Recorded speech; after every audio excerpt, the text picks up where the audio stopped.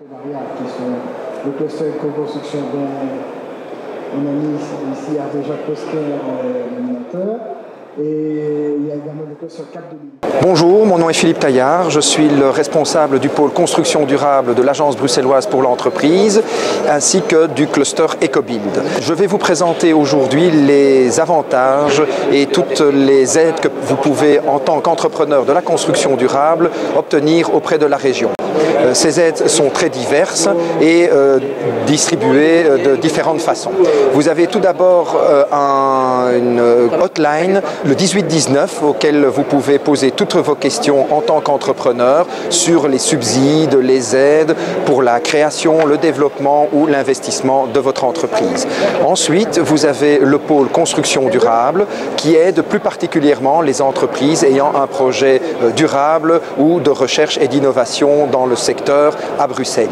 Et ensuite, vous avez le cluster EcoBuild qui est un groupement d'entreprises, tous actifs en construction durable, que nous réunissons afin de faire des réunions de networking, des visites de chantier, des visites de salons ou des salons collectifs comme c'est le cas actuellement ici à Maison Passive. Alors, un cluster, c'est quoi et une grappe, c'est quoi? C'est un regroupement d'entreprises qui tourne autour d'un sujet particulier, autour d'un territoire particulier.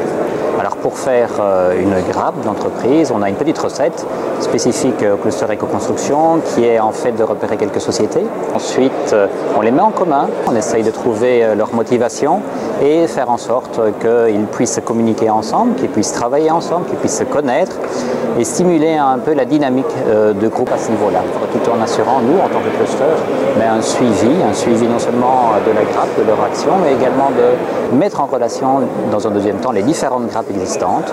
On en a plusieurs au cluster éco-construction, on en a 8 à l'heure actuelle, ce qui est quand même assez conséquent, qui réalisent entre autres à la fois des projets des chantiers communs et également un ensemble de réflexions pour leur permettre d'améliorer à la fois leur technique mais également de connaître les techniques des autres entreprises afin de travailler en commun de manière efficace, autonome et d'une manière beaucoup plus durable.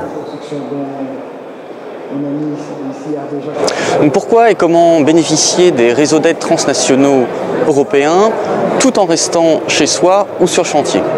Les entreprises de la région bruxelloise peuvent bénéficier des services d'accompagnement qui sont mis en œuvre par l'Agence bruxelloise pour l'entreprise à travers ces différents réseaux européens. Il est évident que les opportunités de business sont beaucoup plus étendues sur les 1610 milliards de chiffre d'affaires dans la construction dans l'Union européenne que par exemple les 2 milliards au Luxembourg.